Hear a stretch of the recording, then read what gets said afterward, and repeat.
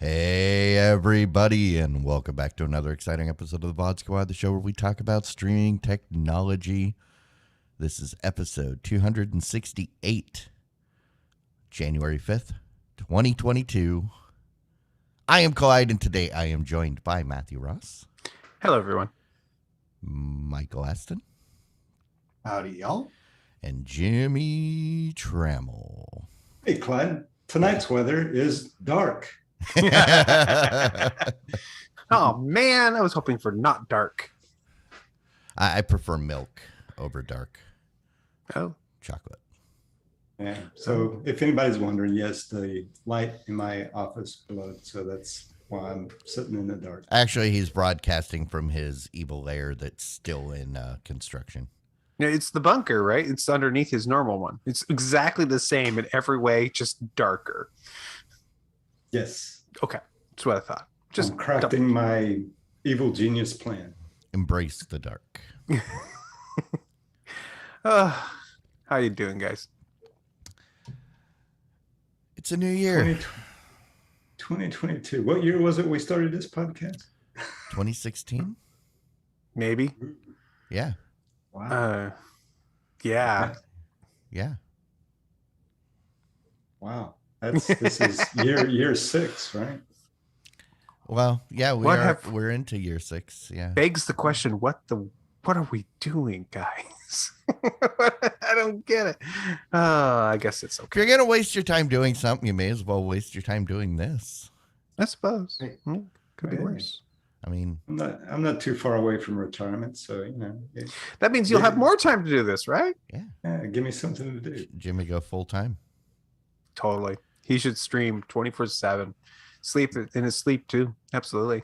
It'd be great.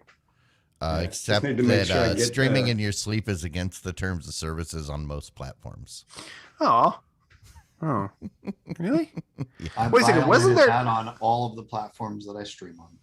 Wasn't there a guy who, as he kept getting donations, they increased the length of his marathon stream, and he even slept through his stream, and they kept extending it for him, so he ended up staying online for like a month. I think there was a guy who did that last year. I could have swore I heard that story. I mean, Yeah. wow. I raised a stink with Twitch one day because they had a stream on their main page. It was the first thing you saw when you logged into Twitch, and it was a person in their bed sleeping, which is a direct violation of one of the primary Twitch rules, and they had it on their main page.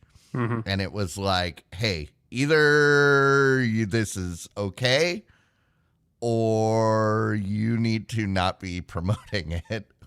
Right. Which is it?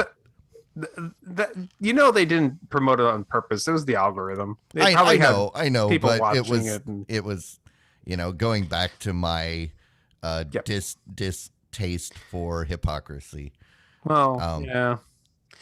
Unfortunately, welcome to the world. Well, where and also hypocrisy this was at a point gotta where be they there. were actively banning people for that too, and then yet they're promoting one of them. It's like, what are you doing? Yeah. They don't know. There's the answer. They have no idea what they're No, doing. they don't. Nobody knows what they're doing. Jeff Bezos is too busy trying to get his giant dildos into space. Well, he's got the money. He can Yeah. put whatever he wants up there. I guess it's fine. Hey guys, Yeah. should we talk about the news? We have just a little bit of news this week. Oh, Actually, we have a lot of news this week. why? We're gonna something's happening. I don't know, some big trade show or something. Well, everybody pulled out of CES, so it can't be that. What does CES stand for anyway? Can't even say. I don't know. It stands for. Oh yeah, so can't even say. Okay, just curious. Companies, diffusing significantly. Companies electronic stuff. There you go.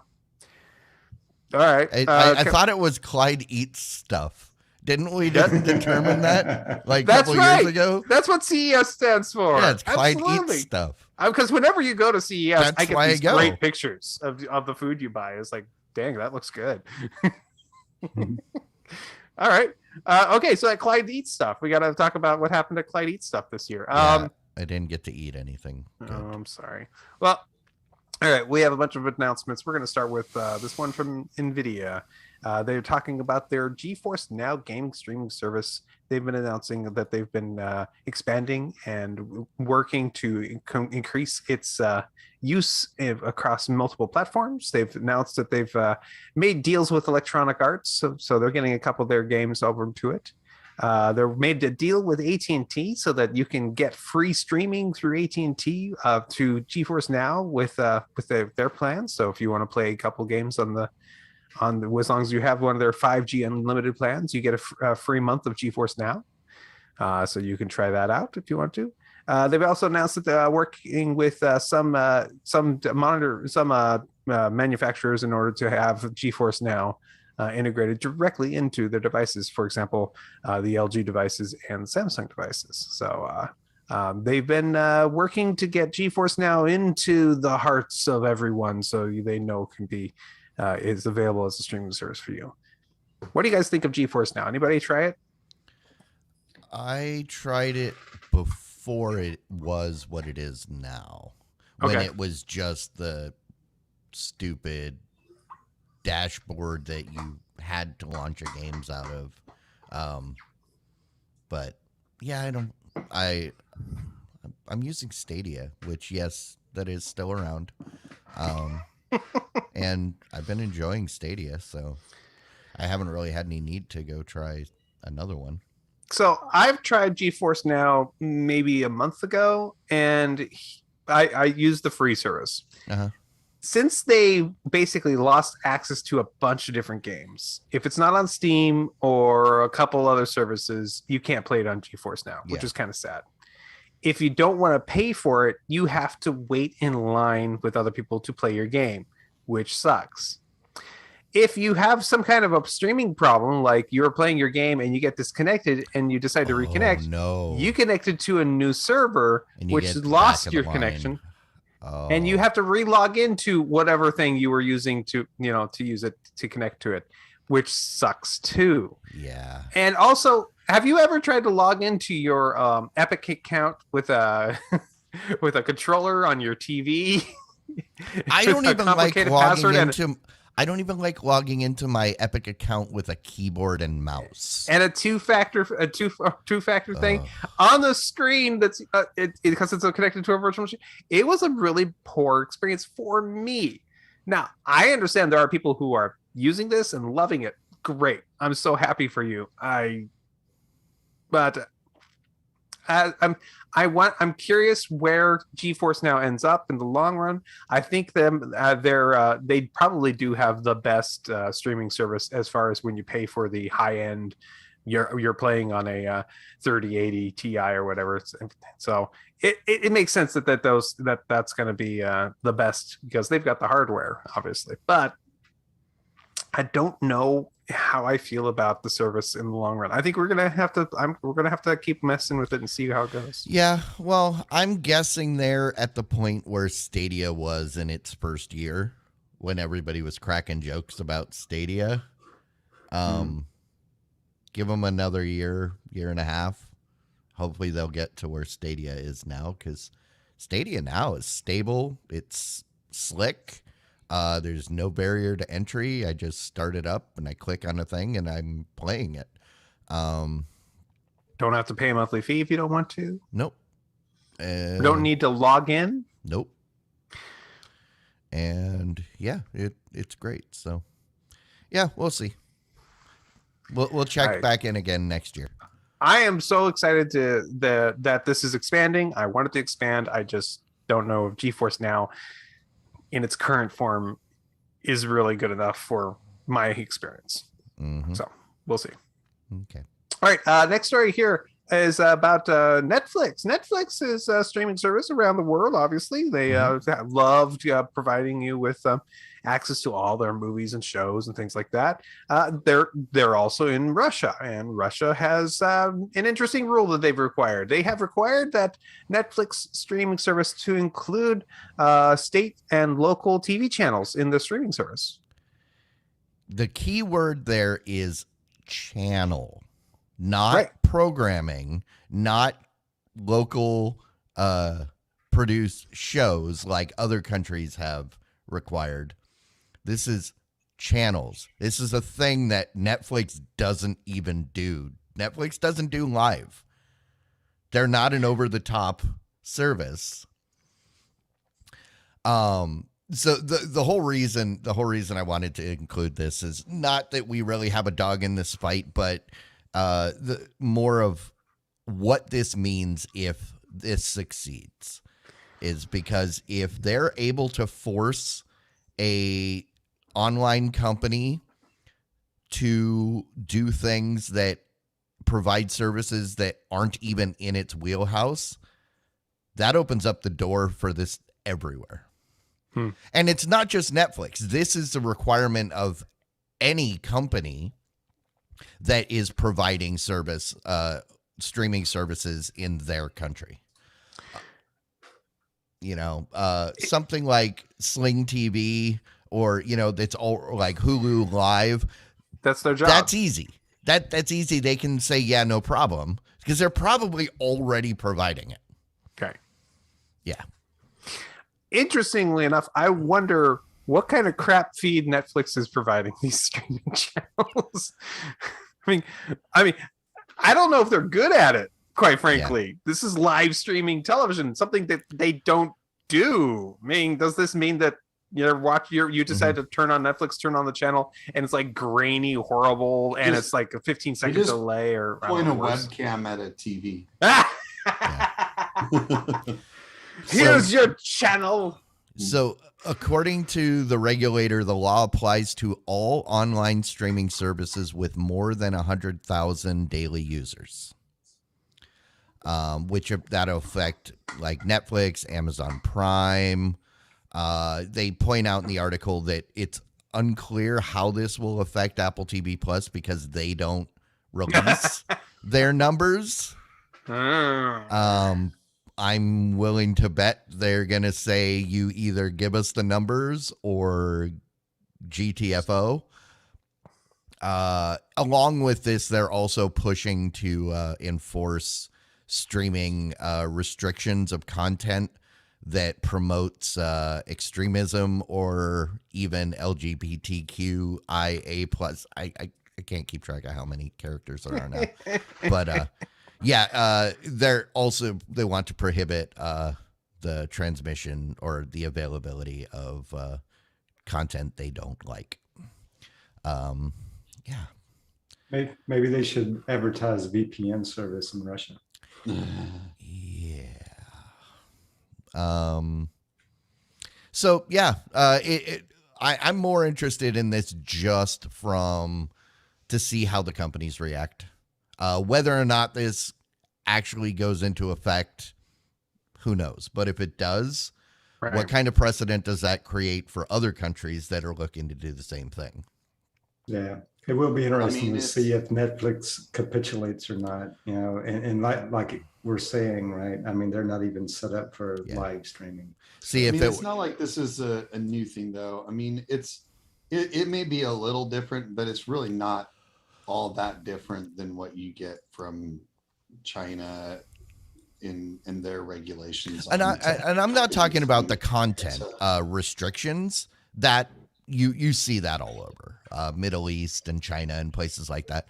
It's the fact that you can that they're trying to force Netflix to provide a service that isn't even something that it's it's a variation. So it's a little bit of a variation. I mean, they're saying, well, this is kind of in your wheelhouse. It's not quite the same thing, but it's pretty darn close. So we can expect you to do it.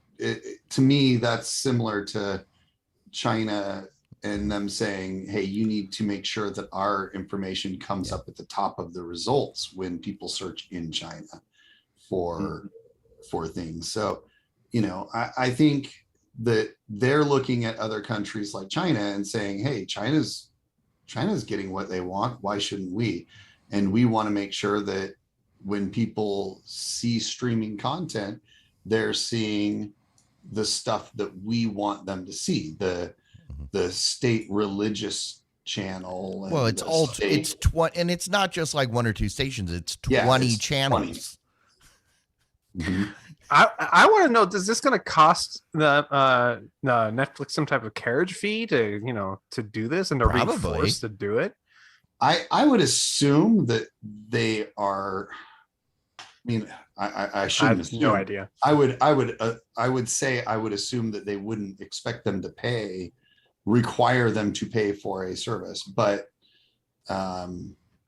if they have to provide it, there's no value, right? Like if every service has to provide it, there's no value. So why would I pay for it? That's how I would see it. But you never know. I mean, maybe that's. Well, there is a state-owned carrier over there. So maybe it's only on the state-owned carrier they have to do this, would be my guess. Yeah. I don't know. No idea. But I'm curious to see how it shakes out. Back in November, they also told all these same companies you must open an office in the country, otherwise you will be banned.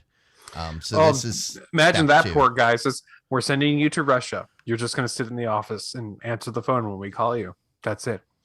Well, they just had to open an office there. They didn't have to send a current employee. They could hire somebody. That's true. To be in that office. Hi, welcome, Oled. Your job is to sit in this chair.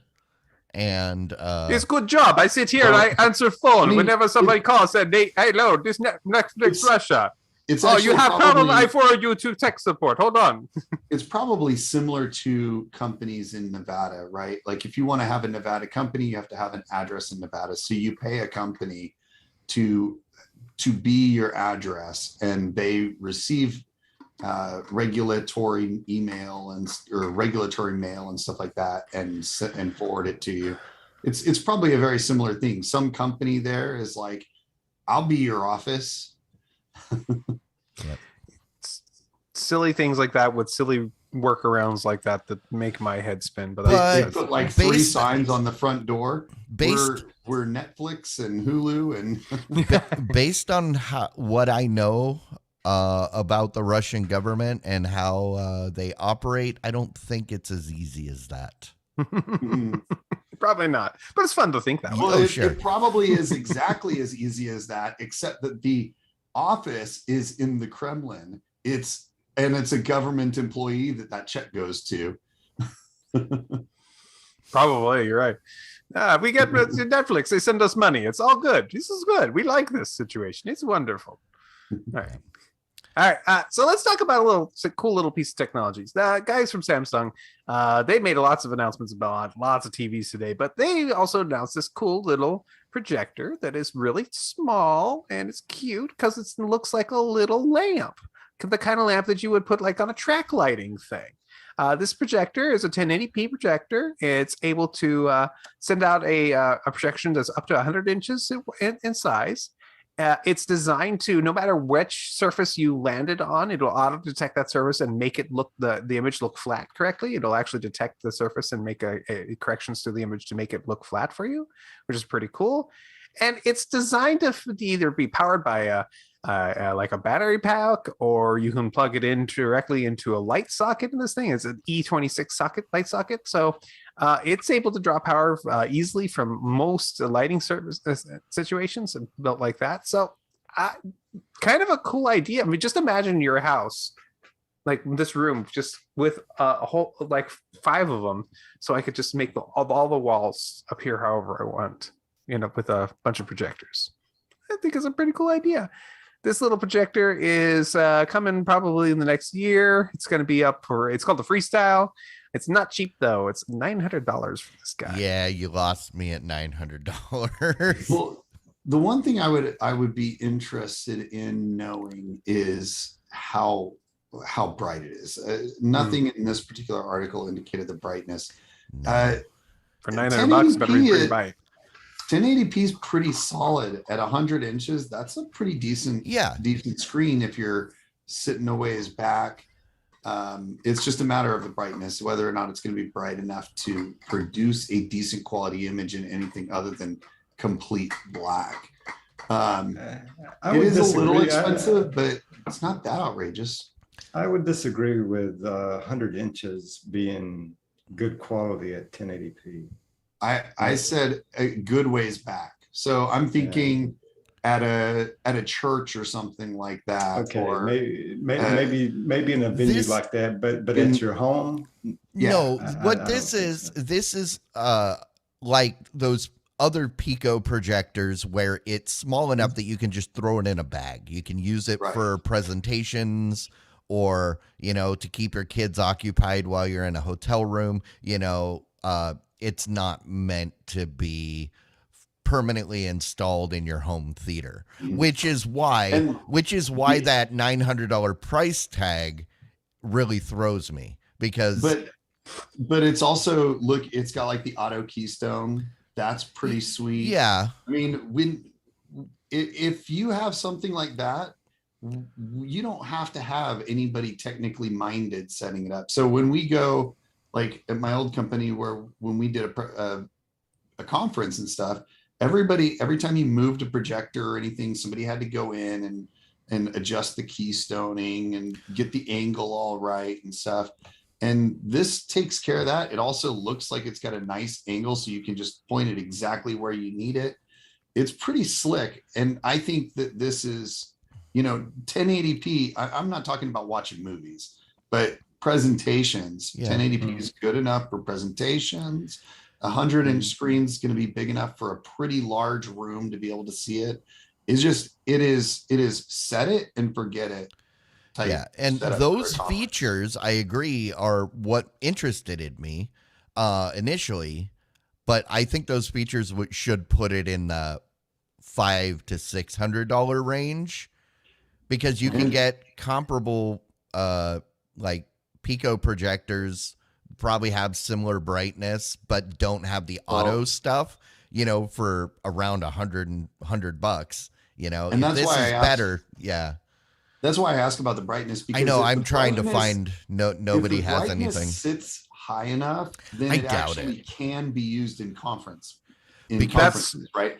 And if it could be used at a conference, businesses will pay $1,000, no question. That small of a projector, it's probably an LED or array. Yeah, and that's what I'm getting at. Surprised, I agree, because they managed it. And that's why I'm willing to bet it's in the same range as a lot of those Pico projectors that we've looked at over the years. Max out at 100 lumens, kind of 1,000 lumens. And I mean, kind of the thing is, the 100 to 120 inch kind of gives that away, I think. Right. And it's 1080. So I think the price is probably a little high, but we'll see. Wonder how much the replacement bulb will cost. Well, if it's an LED, you never will have to. Yeah, you don't have to. But if it's not an LED, then it's gonna overheat and explode within 3,000 hours, usually. 3,000 in that small package where there's clearly not a lot of cooling. I'd say 30 hours. Yeah, maybe. All right, so Meta was working on an operating system for their AR VR system. It was going to be as they called it XR OS, XR being the generic AR and VR term. Quick question. Between the two. What? Did you say was? Yes, I did say was, because they have since then canceled this project, which happened shortly after one of their developers, their lead developer, actually, Mark Lukovsky, which used to be a Microsoft guy. He went ahead and nothing left for Google, who's also making their own AR-based operating system, and joined that project, which apparently kind of upset the guys at Facebook, Meta, whomever they are, claims of poaching and bad practicing by Google, but that's not where we are here for. The interesting thing was this was a pretty big project that was pretty far along, allowing you to have the ability to do pretty much everything you needed to inside the AR device, dogfooding the whole thing. Another word for being able to do almost everything you need to operate it and program it with just itself as its own operating system.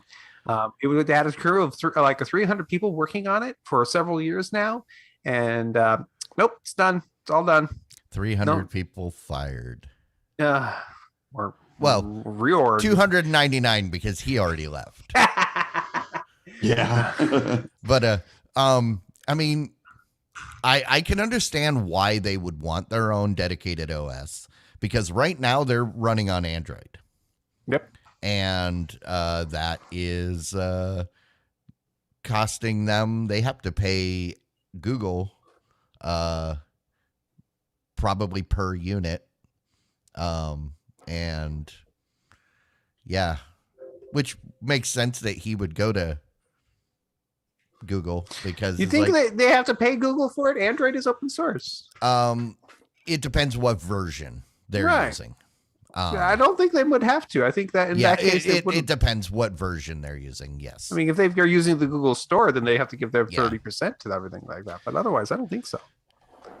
But I mean, there's always something that costs something, that if they want to use a feature and Google has a patent on it, kind of like, Microsoft gets money for Android because of patents. Yeah, that's what I'm talking about. I can't remember if that's actually been resolved. I think that actually has been resolved at this time, but it took many years and lots of money from Google to make that happen. that thing to happen. So but they were calling it XROS, named after XR, which is the umbrella term for AR/VR that nobody's ever heard of before this article. It's because the X stands for either the A or the V, obviously. Yeah. Either or. Yeah. I'm all for calling them XR glasses. No, I was just commenting. This article just writes it so flippantly, like as if everybody knows this. Like, I don't think anybody's ever heard that before. But well. So if you were a fan of the Oculus and you like the idea of it running on Android, you're in luck. It's not changing anytime soon. Yeah, well, it's everywhere. That's true. So TCL has made lots of announcements this year at CES as well. But the interesting one that came up here was that TCL has announced their new AR smart glasses. These smart glasses should be available in the next couple of years for them. But right now they're basically got some prototypes out. And the thing about them that really stands out to pretty much everybody is they look almost like normal glasses. I mean, ugly. Seriously.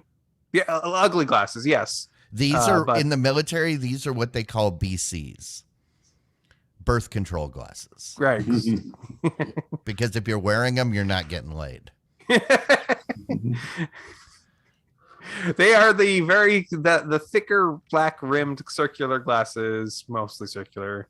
Hey, if you want to look like a mathematician from the 50s, right? That's trying to put a man on the moon, but at the same time seeing everything in AR and VR. These are the glasses for you. So these are the glasses that mathematician in the 50s trying to figure out how to put a man on the moon wished he had. Because they look the same, but they still had to. But they got like all this crazy. Yeah. I applaud the fact that they got them to look like this, because nothing has looked like this yet. These look normal. Yeah. Actually, you know what these actually look like? Have you gone Ray-Bans without the glasses? No, have you gone to a 3D movie in the theater recently? Yeah. They look exactly like that. The like chunky built more for endurance and so that they can go through, not get thrown away as fast. That's literally what they look like. Somebody 3D printed these, but these are prototype. These are, I mean, I got to agree with the appearance. Like even Amazon Echo glasses or whatever the Alexa enabled glasses are not this nice looking. These are better looking and more plain glasses than even those, which I thought were a pretty significant step forward. I think that they're doing a good job here. Yeah, no, and I'm just having fun with that. I mean, because these are, again, prototype. These aren't even the market like speculation product. This is just the, hey, we made something work. Yeah, and they look normal. Cool. That's the cool thing. Yeah. These aren't too far off of the ones that I just bought from Costco and we'll have next week. So that's why I'm defending them. These are amazing looking. What's your What you need to do is you need to buy it. You need to print out a TCL sticker to put on the side. That way everybody thinks that you've got it. That's right. So can you see the content in the glasses if you actually wear glasses? Good question. I don't know. I hope I hope they're not going to make people just wear glasses for the sake of having these. You know, I hope you can do prescription lenses. Yeah, I would hope so too. But it's very unlikely that because those lenses are especially created for that. So unfortunately, you're either going to have to go have good vision, have contact lenses, or do the glasses on top of glasses thing, which always sucks. I wouldn't be surprised if they could put a proper lens in there, but the problem is that what is being projected on it is not going to be on the other side of the lens, right? It won't be adjusted. So can they adjust to projection? You know, kind of like when you go to the eye doctor. Is this better or is this better? It's intentionally blurry so that it looks correct for you. You have to see the TCL representative at Costco, and they will adjust it for you. Is it just me, or when I went to the Costco guys to do my glasses, they were actually probably the nicest, classist people I've ever had to deal with? Oh, probably. Because compared to other places. Because they're not like paid on commission. They're just an employee that's like, hey, I don't have to hump big boxes around the warehouse.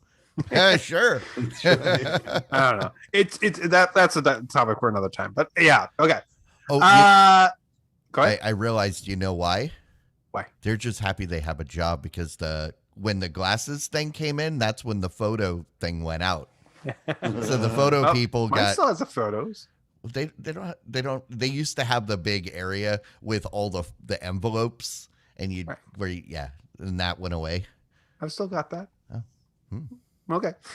Panasonic, as one of many the television brands that have announced new televisions, they have announced that they have a new flagship OLED TVs available for you guys to put on your walls. The LZ 2000 models are some of the newer ones that are out there. They've got some models that are specifically aimed at gamers with ability to check out whether or not you're automatically connected to something with the GeForce setting with a GeForce card, so it can pick up the GeForce syncing on there and some of the low latency settings. It got a special mode to reduce lag for certain modes. It's got true HDMI 2.1 support, which is kind of funky because 2.1's got a 2.1A now, which might have additional features or not. People are messing up with naming schemes. It always sucks. It's got better good viewing modes for the HDR mapping.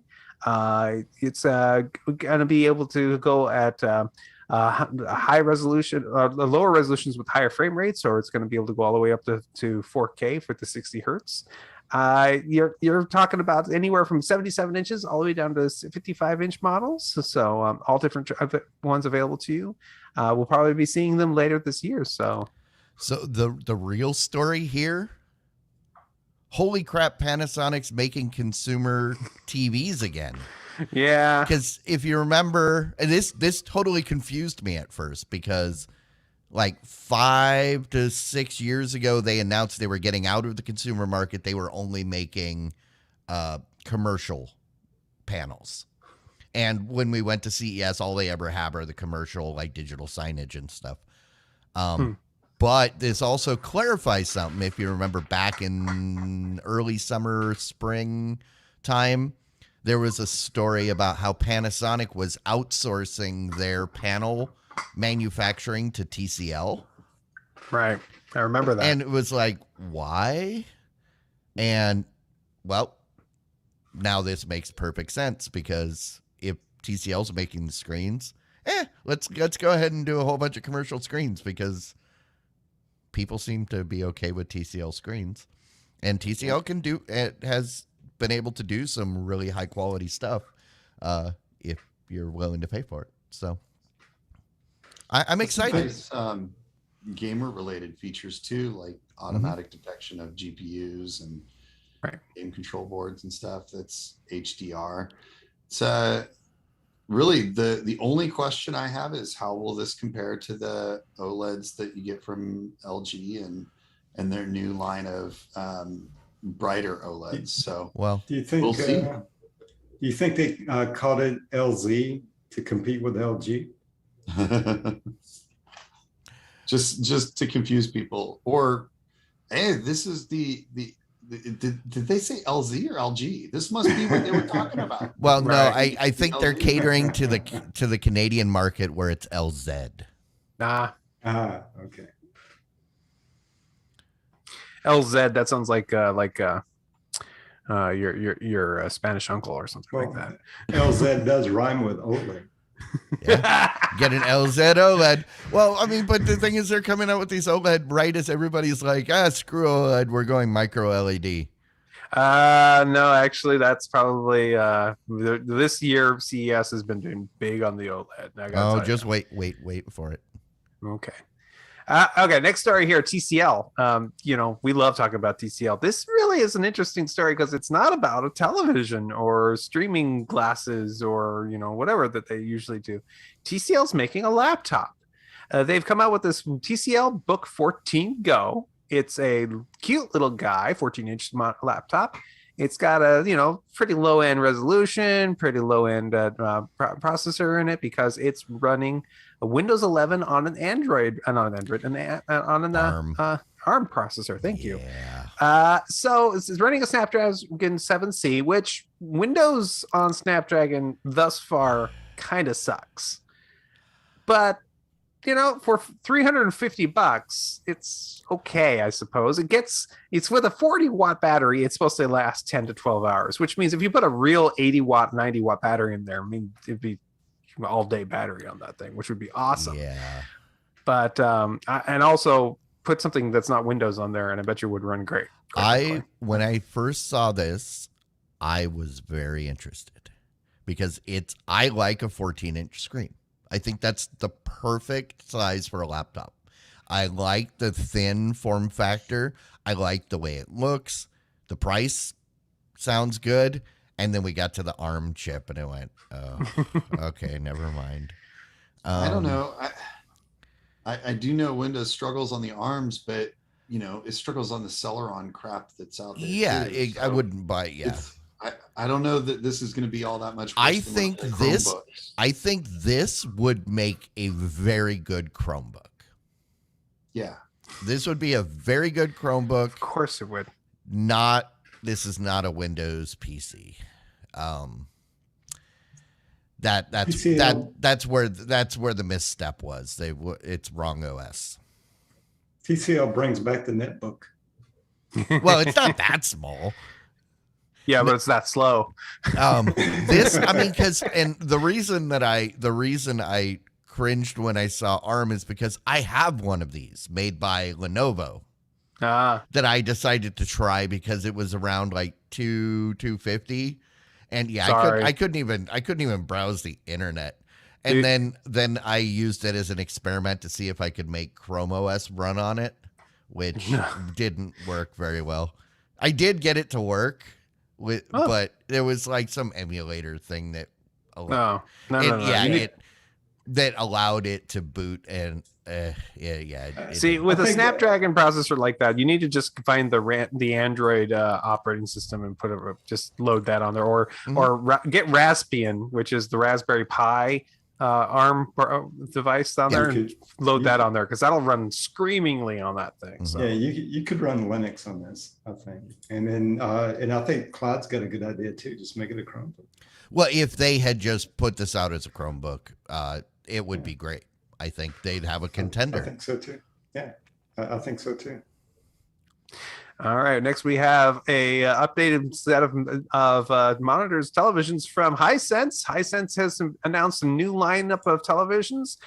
They've decided to go with Google TV powered devices this time, which is new to them essentially. Oh, they've been doing Android TV. Well, TCL has. No, Hisense too. Yeah.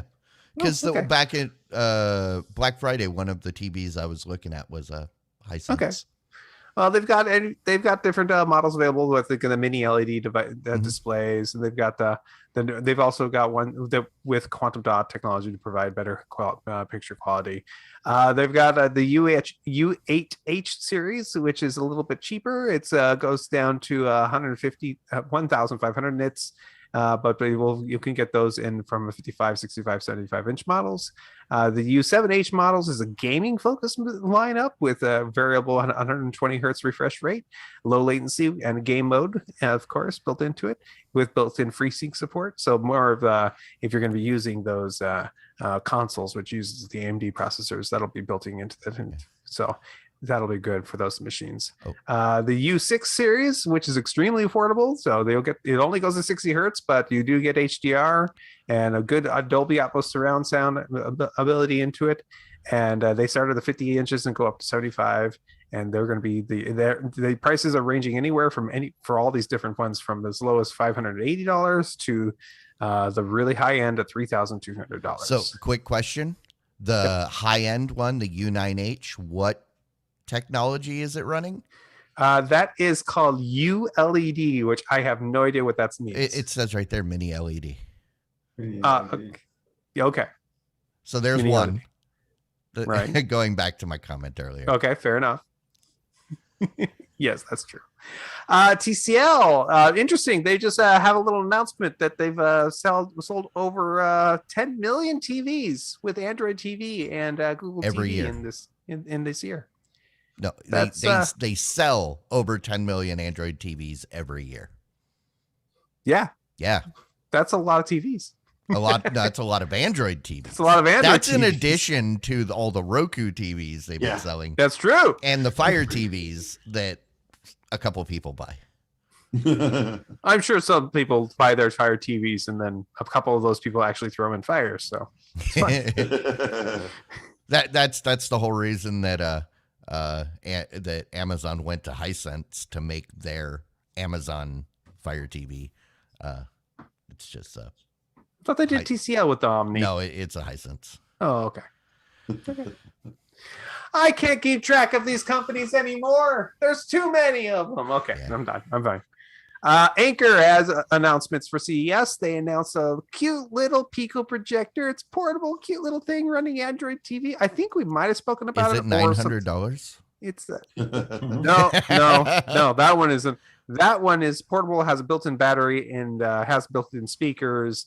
It can do 2,400 ANSI lumens, which is actually pretty bright, but it's not cheap. That one's going to be on Kickstarter for $2,200.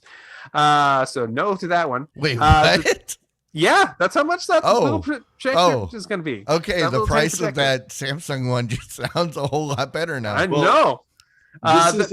This is a 4K laser projector. Oh, okay. It's a laser. Yeah. Okay. Never mind. I take that back. So totally worth it. It fires photon torpedoes. The lasers are provided by Hewlett Packard out of old discontinued printers. Yep. They also announced a new version of their wall charger. I don't know if most people are interested in that, but this is a 100-watt charger, guys. Jeez, how many watts can you stick through a USB-C cable? Apparently at least 100 watts.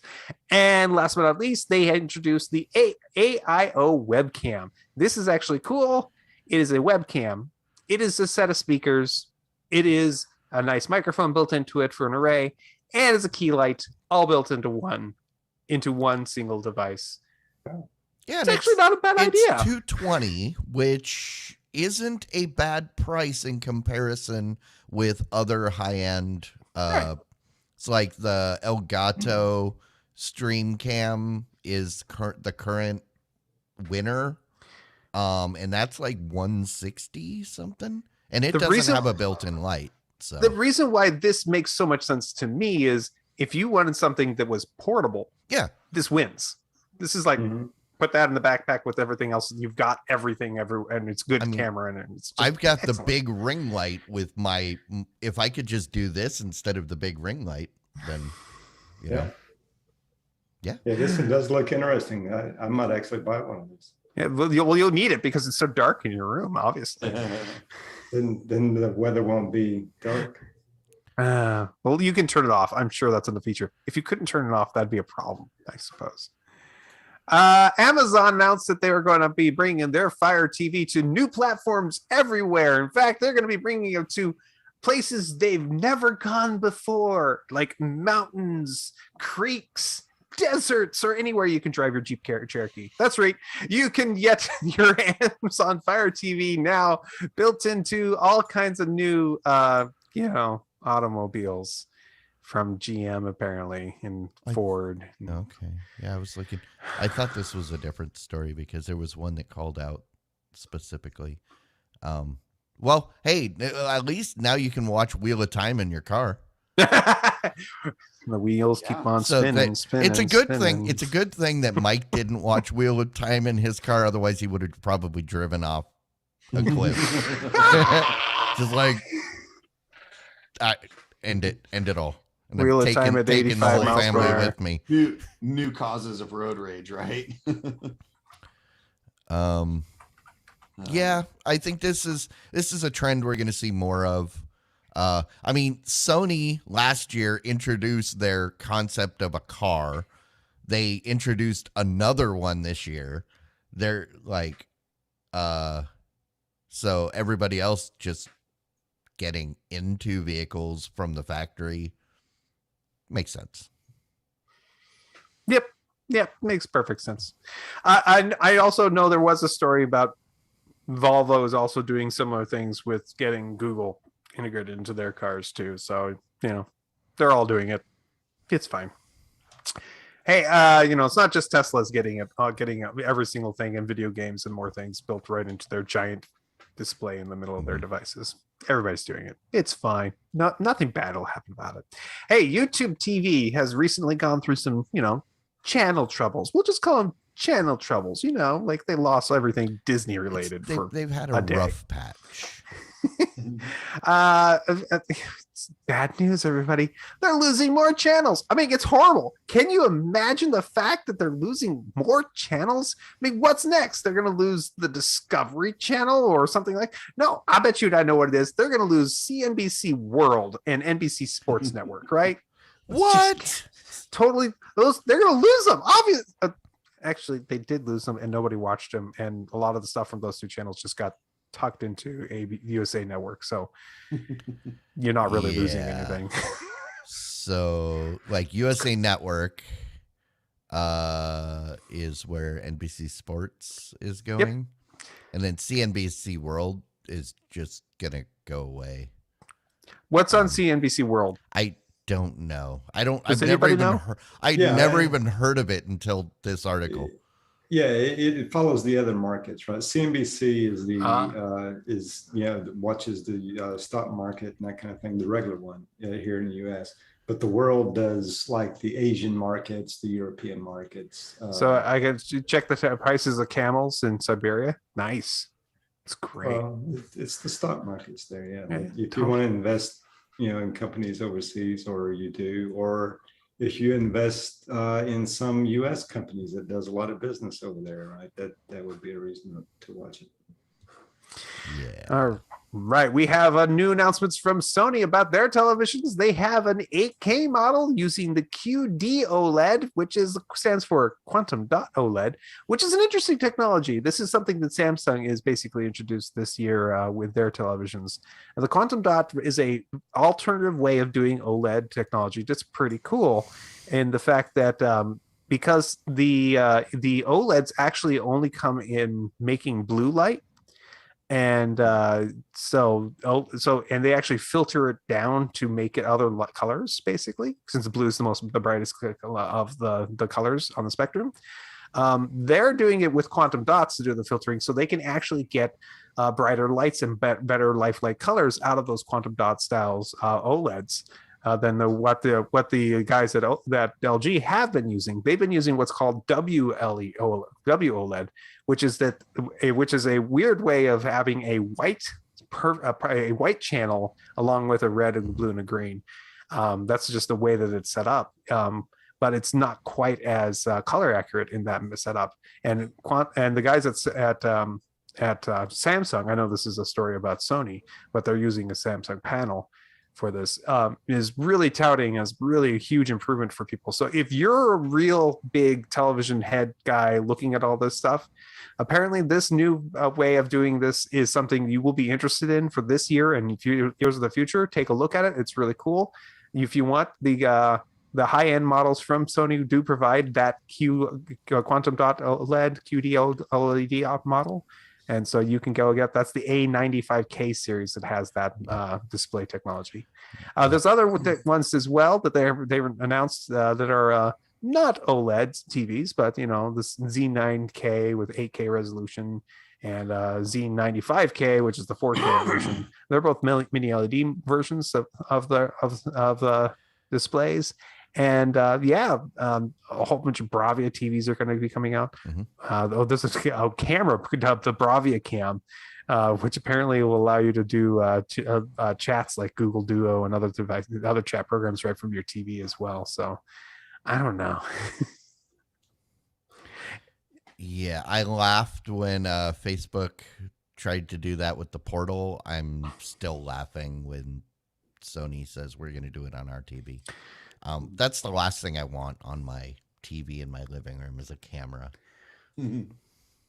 Well, the other thing is that all these TVs are going to be shipped with the support for the variable refresh rate, mm-hmm. Which is the technology that's the FreeSync technology being used by the various game consoles. So if you plug your PS5 into your Sony TV, you'll get that beautiful free variable refresh rate.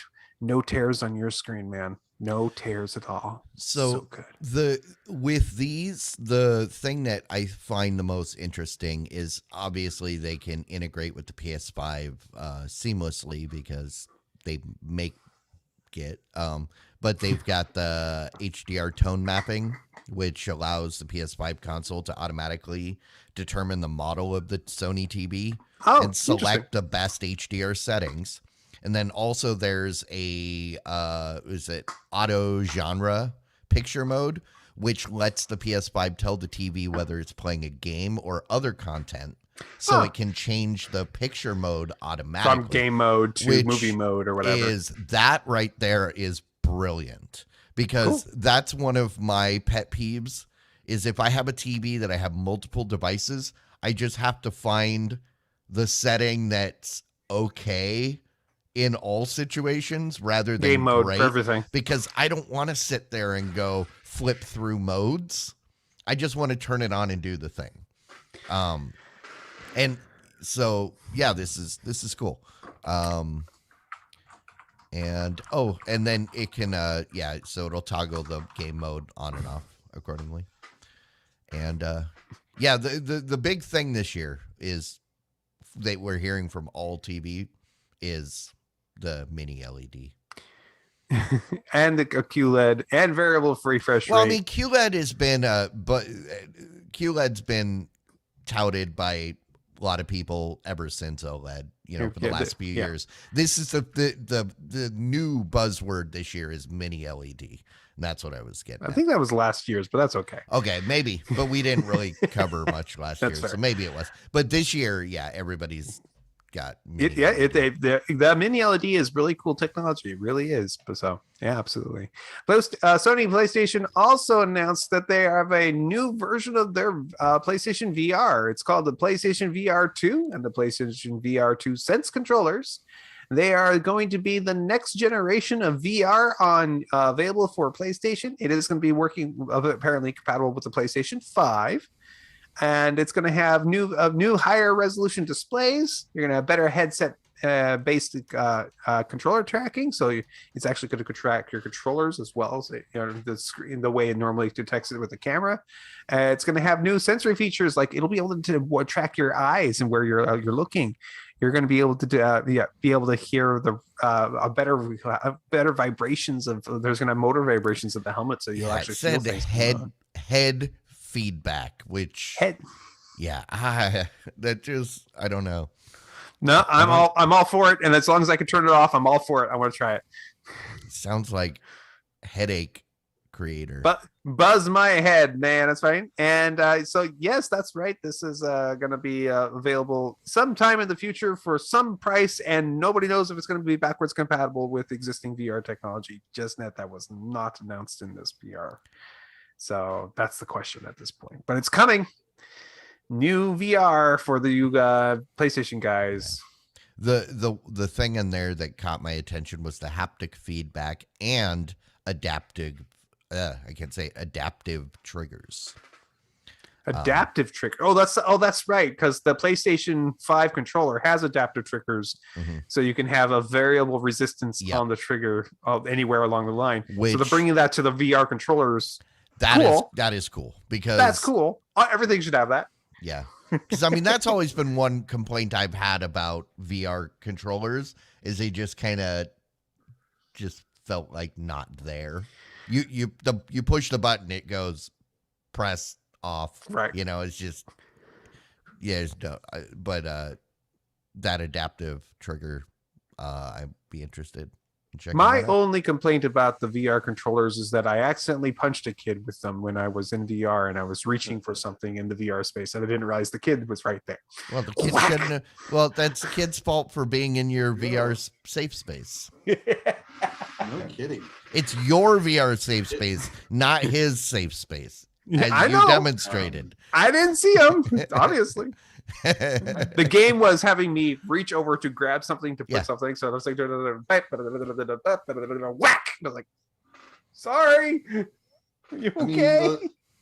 The little teasers that they've released look pretty impressive. The one thing the issue that I have with VR in this kind of system, right, is that this ultra high res video system that's interactive where you're moving around, it is the kind of thing that gives people motion sickness and causes problems, because what you are experiencing visually and through your haptic and stuff is not going to be consistent with what's actually happening. And so the games that I've played in VR that really work well are things like Beat Saber, where you're not moving, you're experiencing things in one place. And things like what is the Horizon or whatever, Forza? No, it's Horizon, the space game. Yeah, whatever the game is, but they did the little demo of it. It looks amazing, and it would be really cool to see that environment in VR. But to interact and move through and deal with fighting and fast-paced combat in that, it would probably mess the majority of people up pretty significantly. Yeah, see, that's the problem. I remember when I tried the first generation of Oculus when it was still in beta, and there wasn't any VR content. They were playing like Half-Life 2. And that's why I talked about before is I tried it and it looked great.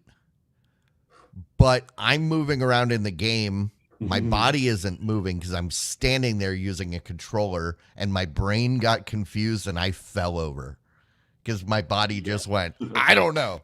And my knees buckled and I was on the floor. And I got really dizzy. And it wasn't until the Vive a couple years later that I went, oh, okay, yeah, I get this now because you got to be moving. Yeah. But the other thing is the other problem with the PlayStation VR is that it is proprietary. Yep. You can use it with your PlayStation. That's it. That's it. It's not like, at least like an Oculus, even though it's proprietary to Facebook, you can still plug it into your computer and use it with Steam. It's not as convenient, but yeah, the PlayStation one, yep, you're using it on your PS5 and that's it. Yeah. And you look like a robot too. So, well, if you shelled out the money for a PS5, I don't think you care. Yeah, it's fair enough. Yeah.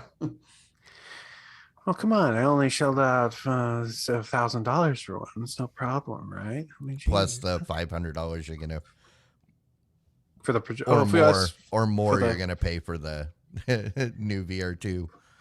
That's true. All right. Asus made announcements about this year at CES as well. They announced 2 new gaming monitors. These 2 giant gaming monitors are got great names: the OLED PG48UQ and the OLED PG42QQ. One of them is 48 inches, one's 42 inches. Just and these right off the tongue. Well, you know, that's how monitors are named. Just so you know, that's how they do them. These are really high-end 4K monitors that are able to get up to 120 frames per second refresh rates, a minuscule ultra-fast 0.1 millisecond response rate. So these are really high-end gaming monitors for you when you really want to. They're big though. That's the 42-inch, which is the small one, is pretty big. 3840 by 2160. Wow. 0.1 millisecond. That's insane. That's OLED. OLED can do that response time. It's amazing. Normally you're talking fast is 1 millisecond. This is the 10th. That's impressive. I would definitely these are probably going to cost like $3,000 a piece, which is going to be absurd. Yeah, but that's kind of the market they're going for. Yeah, I mean, but I would love a 32 or a 28, maybe 3 28s. 48 is too big for a single, or 42 even is too big for a single monitor, unless all you do is game with it. But put this in your driving simulator. There you go.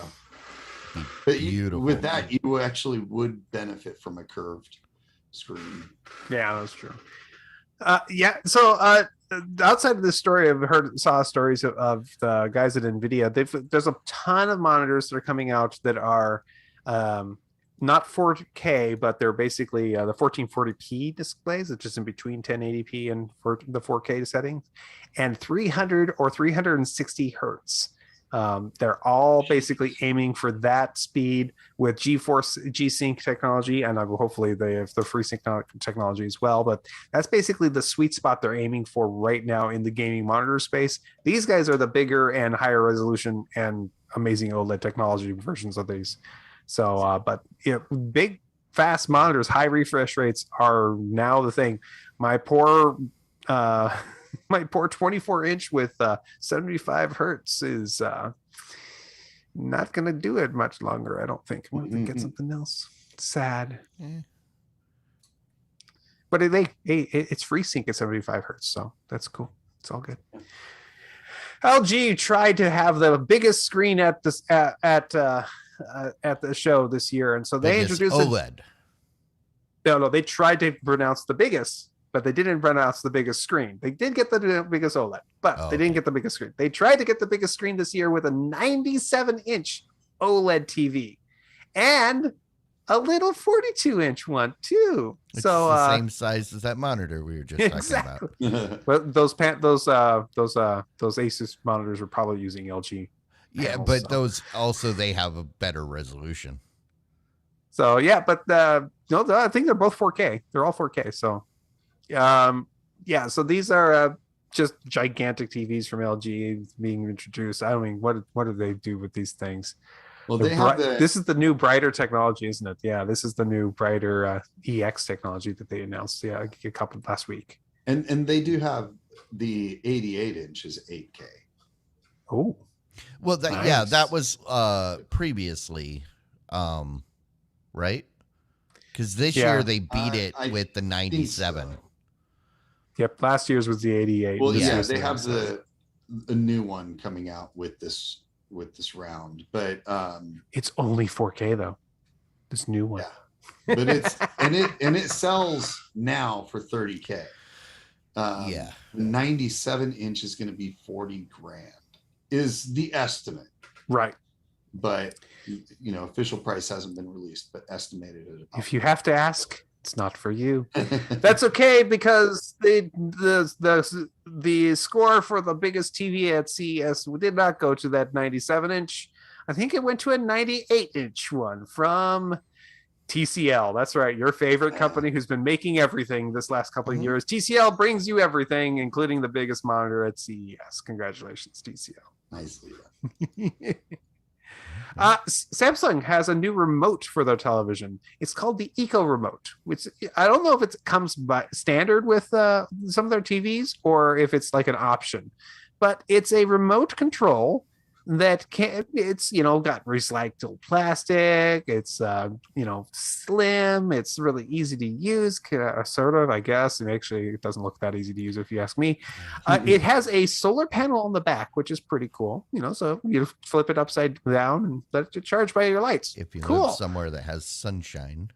Or you can power out. You can use artificial light, just so you know.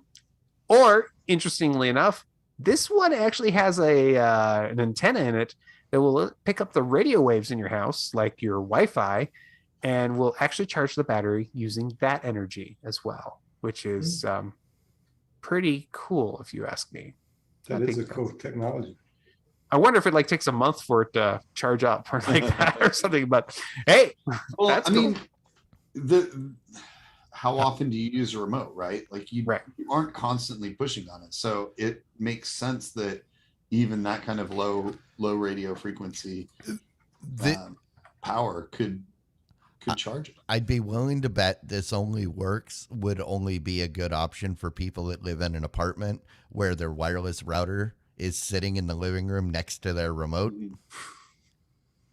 But if you've got like an AP down in the basement, maybe, won't but work now so well. Now you've got so many people that are running mesh networks that they've got routers all over their house. Yeah, how many Wi-Fi networks can you see from your current seat? Yes. That's another good point, right? Also, it doesn't necessarily have to be Wi-Fi radio frequencies. It could just be picking up your AM or FM radio stations too and getting power from that. Maybe it's getting solar radiation, getting charged from that. I don't know. All I'm saying is that it's cool technology. So your radio frequencies from your LED bulbs. I'm being charged from that weird signal coming from Mars. That's right. And as we discussed in the pre-show, I hate the name of the title of this article. Yeah. So the title of this article is Samsung's latest remote turns router radio waves into energy. Router radio waves are already energy. That's like Hillshire Farms saying, we want to turn pigs into pork. Yeah.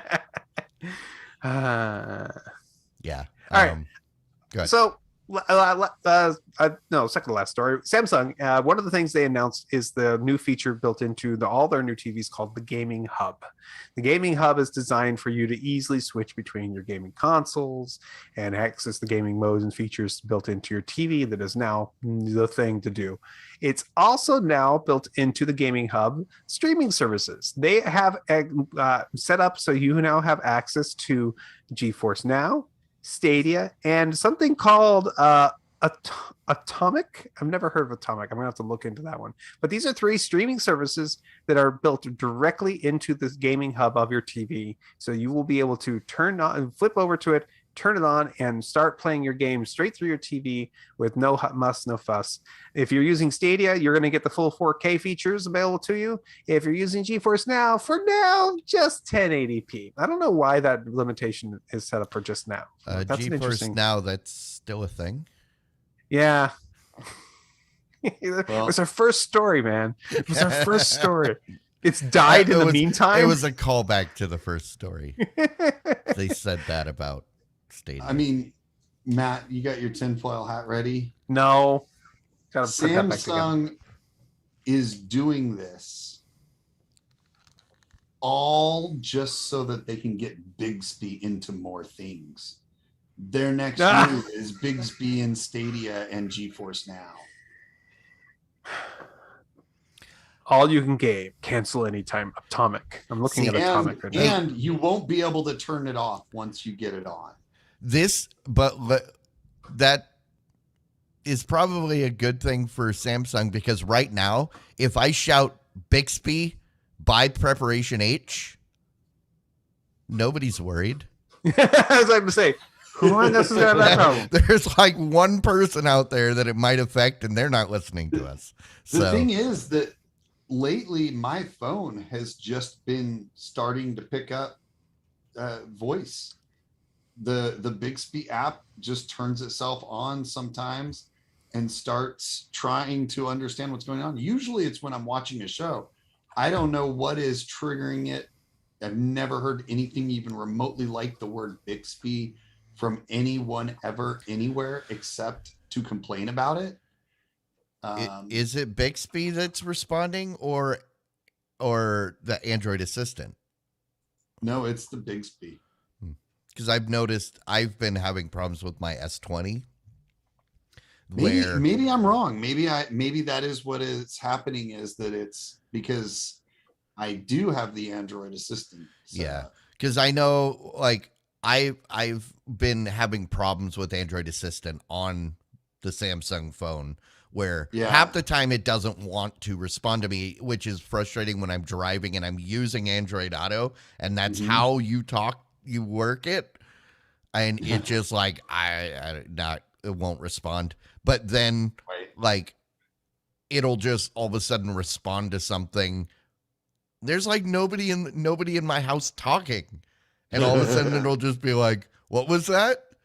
Like, screw you. It's whatever it is, whether it's Bixby or Google Assistant, it's driving me crazy because it just keeps coming on. Yeah. For no reason. Samsung. I still don't understand why people buy these Samsungs. Samsung makes great hardware. Oh yeah, they make great. The hardware is fine. It's the OS stuff that drives me crazy. Right. All right. One last story, which is an interesting one I came across here. It was like, okay, I'll throw this in after all that other stuff. This is a portable Bluetooth speaker. It is made by some people. They call it Exeger and Mahit. Never heard of them. Is that a speaker brand I would recognize if I were into really high-end speakers? Exeger and Mate. Anyways, these guys have produced this speaker, which is actually powered by the light in your room, whether it be directly or ambient. Directly built in, it actually absorbs the light into the material. It doesn't like have some kind of CCD style of collector. It's actually getting it right into what this material they call power foil, that it can turn that light into actual energy of some kind. It gets enough energy in it in order for it to power the single speaker that's built into it. It's it looks like a mid-range and a tweeter built into it, and is able to produce decent sound. They say they figured out a way of getting a decent amount of sound out of it for it. No real demo for us to see here. No demoed in public. No prices enabled or anything. All totally for probably just for PR. That being said, I love this idea of getting things powered through ambient sources. This is Tesla would be proud. Well, no, Tesla wouldn't be proud because you wouldn't if you could get power from ambient sources.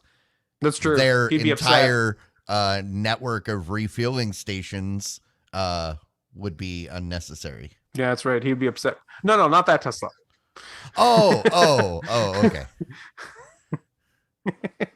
The real Tesla. Yeah, Oh, he okay. wanted to power He cities would with be the like, towers. hell yeah. And I'm willing to bet, I'm looking at this picture, I'm willing to bet that the woofer is not a driver that's like a passive driver. Okay. I'm guessing just based on what I'm seeing. And also, the large woofers require a lot of power. So it's probably a passive driver, Okay. Which would make sense for being power efficient. Yeah, because it's a fairly small package, so you can get you could probably get good performance from that passive driver. So, if it's not too expensive, I'd try it out. But I'm willing to bet it's probably going to be pretty expensive. It has unlimited battery life. Unlimited. Unless you turn off all the lights. But does it sound good? I don't know. See, it doesn't matter how long you can run it if you don't want to run it. Fair enough. Yeah. All right. Well, that brings us to the point in the show where we like to say thank you. Thank you to the people that keep this show going. The people that, understand that I was going to do a callback to what I said about that speaker, but now I can't remember. So never mind. The people that their money is we are more important. Our longevity than funny callbacks, than their bank account. And to them, we say thank you. Yeah. I mean, I know how easy it is to subscribe to something. There are shows that I've been supporting for years, and I don't even know when the last time I actually checked out any of their content. Oh, I'm just happy to continue supporting. And, I'm sure there's a couple people like that here, and that's okay. We don't care if you listen to the show. All we care about is that you support. Wow, Clyde, you're so. I'll be honest. You're so practical. We do appreciate it if you just turn on YouTube and walk away at least. You can do that too. That's fine too. We don't have to watch or listen. We don't care how you your consume. money, We don't care how you consume as long as you consume or support. As little as $1 a month, patreon.com/thebod squad. Not much more to say. Rants and raves.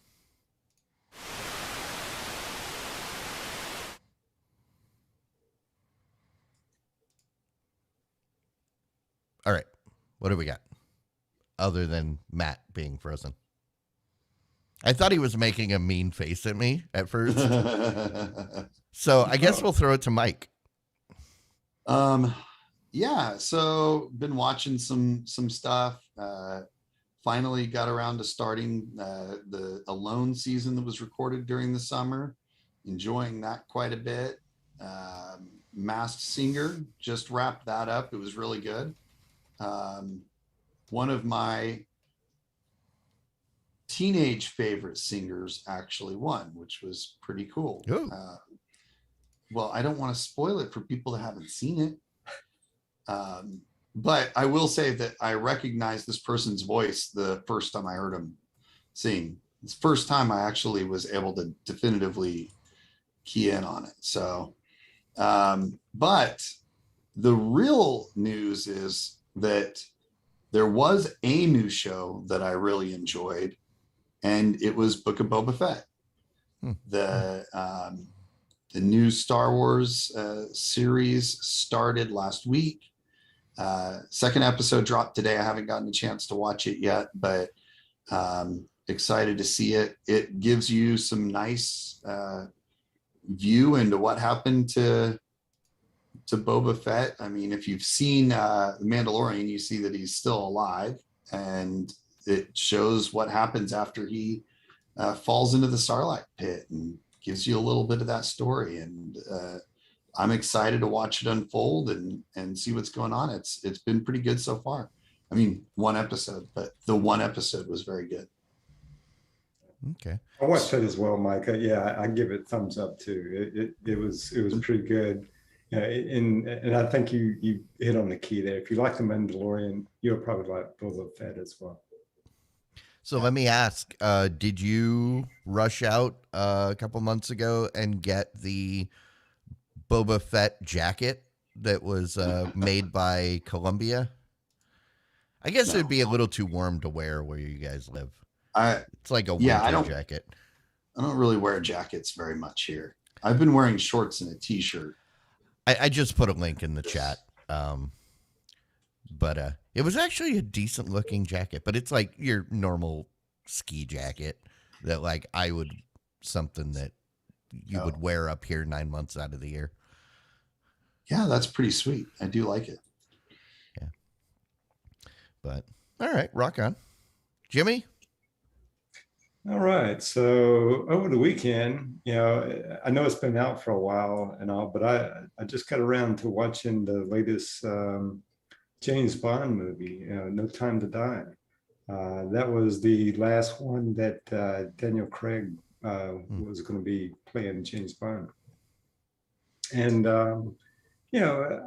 I've enjoyed the James Bond movies with him starring as James Bond. He's, I wouldn't necessarily say he's my all-time favorite, but he's a good one, right? I enjoy watching him. And this one, just like the others, they're all good with him in it.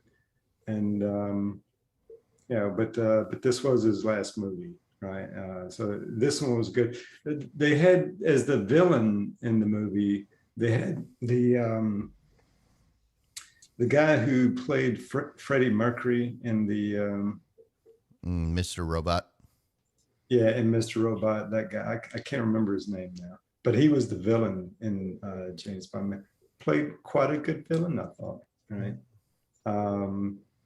But yeah, it was. I mean, there's a lot of throwback stuff that you'll see in the movie. Throwback to classic James Bond. And if you followed all the movies, with Daniel Craig in it, you'll see some of the same props that were used in previous movies he was in it as well. I would argue, based on Mr. Robot and the Freddie Mercury movie, he's only ever played villains. He's always the bad guy. Yeah. Okay. I would say that's true. Yeah. Oh, and one other thing, I recently signed back up with Hulu Live. Oh. Yeah. You're on again, off again. Yeah, I'm just getting, I've been off mostly, right? But I'm going to be having a Super Bowl party here, so I need to get some kind of service, to where I could watch the playoffs and all that kind of thing. It's getting pretty close to that now. Yeah. So just for until the Super Bowl, I'm going to be on it. I'll probably go back off again after the Super Bowl. You got to show off that. You got that fancy OLED. Got to show it off. Yeah, exactly right. Yeah. Rock on.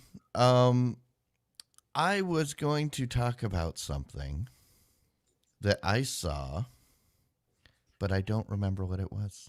So, that Matrix movie. I watched it. The fact that they released it also on HBO Max was a good move. I feel bad for anybody that paid to see it in the theater.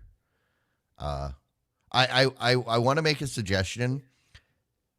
They misnamed the movie. Instead of, so it was The Matrix, Resurrection or whatever they called it. It should have been The Matrix Clip Show. Because at least 40% of that movie was just clips of previous movies. Yeah. And it was okay. I'm glad I didn't see it in the theater. It wasn't terrible, but they still, okay. So one of the things that has been, that people have pointed out over and over and over, and they keep picking on them, is their terrible lack of understanding of guns. They've had 20 years to figure out, from what people have been telling them, when you've got slow motion bullets falling, they shouldn't have the crimped end of the blank.